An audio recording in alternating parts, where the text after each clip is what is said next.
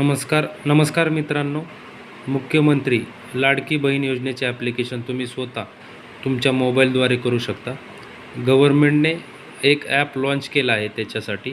तर तुम्ही त्या ॲपची माहिती मी तुम्हाला आज देणार आहे. सर्वप्रथम तुमच्या मोबाईलमध्ये प्ले स्टोअरमध्ये जायचं आहे. तुम्हाला प्ले स्टोअरमध्ये टाईप करायचं आहे सर्चमध्ये नारी शक्ती दूत NARI.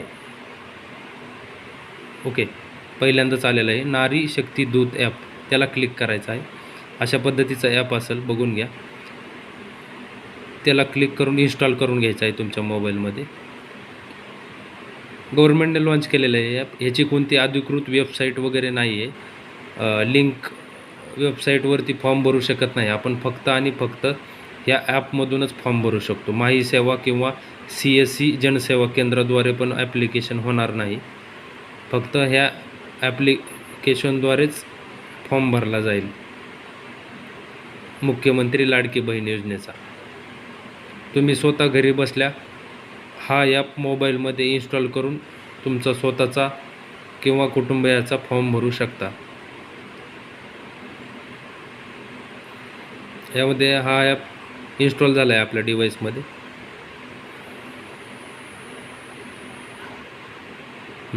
ओपन या बटनावरती क्लिक करायचं आहे. अशा पद्धतीचे इंटरफेस असेल. सर्वप्रथम इथे तुम्ही स्किप करू शकता डायरेक्टली. ओके, यामध्ये टर्म्स अँड कंडिशनला तुम्हाला स्वीकारा या बटनावरती टिक करायचं आहे. इथे तुमचा 2 मिनटं.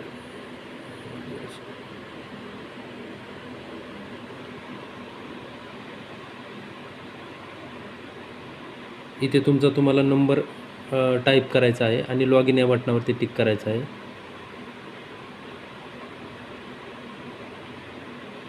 मग 4 डिजिटचा 4 अंकी OTP तुम्हाला रिसीव होणार आहे. अप्लिकंटचा 2 नंबर टाकला आहे तुम्ही त्या मोबाईल नंबरवरती. तुम्हाला तो नंबर OTP टाईप करून घ्यायचा आहे. इथे माझा OTP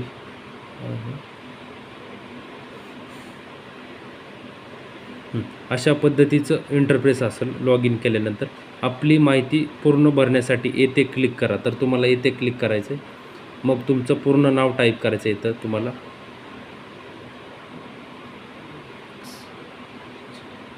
XYZ आपण टाईप करू. तुमचा ईमेल ID टाईप करायचा आहे याच्यामध्ये.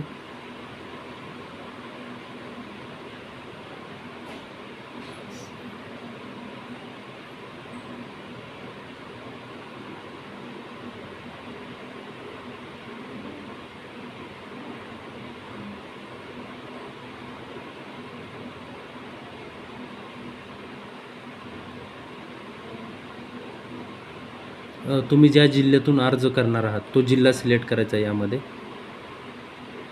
तुमचा जो तालुका आहे तालुका सिलेक्ट करायचा आहे याच्यामध्ये. आणि तुम्ही समजा नारी शक्ती टाईप म्हणजे याच्यामध्ये नारी शक्तीचा प्रकार सामान्य महिला तुम्ही शक्यतो सिलेक्ट करू शकता. सामान्य महिला. अपडेट करा या बटनावरती क्लिक करायचं तुम्हाला. आता हा प्रोफाईल क्रिएट झालेला आहे. आता यामध्ये तुम्हाला नारी शक्ती दूत येथे क्लिक करायचं आहे. खाली तुमच्या डाव्या कोपऱ्यामध्ये हे पहा, तिथे क्लिक केलं की मुख्यमंत्री माझी लाडकी बहीण योजना. सर्वप्रथम आपल्याला त्या योजनेची ॲप्लिकेशन दिसेल, तर तिथं तुम्ही क्लिक करायचं आहे. याच्यामध्ये लोकेशन आणि परमिशन तुम्हाला ग्रँट करावी लागणार, तेव्हाच ते पुढं जाणार आहे. ओके, फर्स्ट याला क्लिक करायचं त्याच्यामध्ये. आता हे पहा, हा पूर्ण फॉर्म तुमचा ओपन झालेला आहे. हा पूर्ण फॉर्म तुम्हाला या ॲपमध्ये भरून घ्यायचा आहे. सर्वप्रथम पहा, महिलेचे संपूर्ण नाव, पतीचे नाव, महिलेचा जन्मदिनांक, 65 वयाची मर्यादा आहे. 65 वयाच्या पुढच्या महिलांना हा अर्ज भरता येणार नाही. अर्जदाराचा पत्ता, तुमचा जिल्हा सिलेक्ट करायचा आहे. पत्त्यामध्ये ज्या जिल्ह्यातून तुम्ही अर्ज करणार आहात तो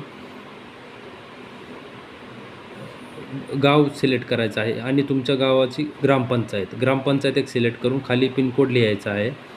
पत्ता तुमचा डिटेल ॲड्रेस येईल इथं खाली सर्वे नंबरसोबत. वरती फक्त तुमचं सिलेक्ट होईल तालुका, गाव आणि जिल्हा.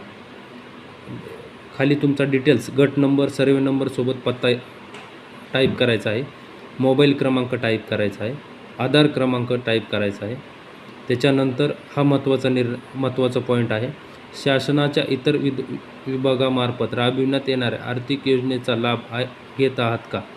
तर यामध्ये शक्यतो नाही हे उत्तर यायला पाहिजे तुमचं, कारण ही योजना जर तुम्ही दुसऱ्या शासनाचा पेन्शनधारक असाल तर तुम्हाला ही योजना पात्र नाही, योजनेला तुम्ही पात्र नाहीत. महिला व बाल विकास मंत्रालय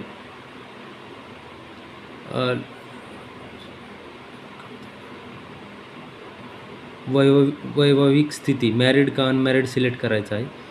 बँकेचे नाव, बँक खातेधारकाचे नाव, तुमच्या बँकेचं पूर्ण नाव लिहायचं आहे त्याच्यामध्ये. बँक खाते तुमचं आधारप्रमाणे बँकेत नाव असणं गरजेचं आहे, ते पण टाईप करायचं आहे. बँक खाते क्रमांक टाईप करायचा आहे. तुमच्या बँकेचा IFSC कोड पण टाईप करायचा आहे. आपला आधार क्रमांक बँक खात्याला जोडले आहे काय, हे त्यांनी विचारलं आहे. हा महत्त्वाचा पॉईंट आहे बघा. तुमचं जर आधारशी बँक खातं लिंक असेल, आधारला बँक खातं लिंक असेल तरच या योजनेचे पैसे तुम्हाला मिळतील MHA-DBTच्या द्वारे.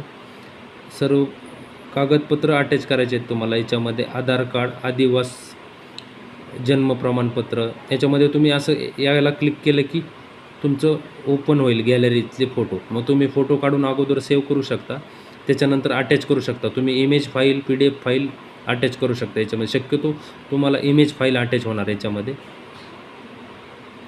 याच्यामध्ये आदिवास आणि जन्म प्रमाणपत्र, याच्यामध्ये तुम्ही शाळा सोडलेला दाखला पण अटॅच करू शकता.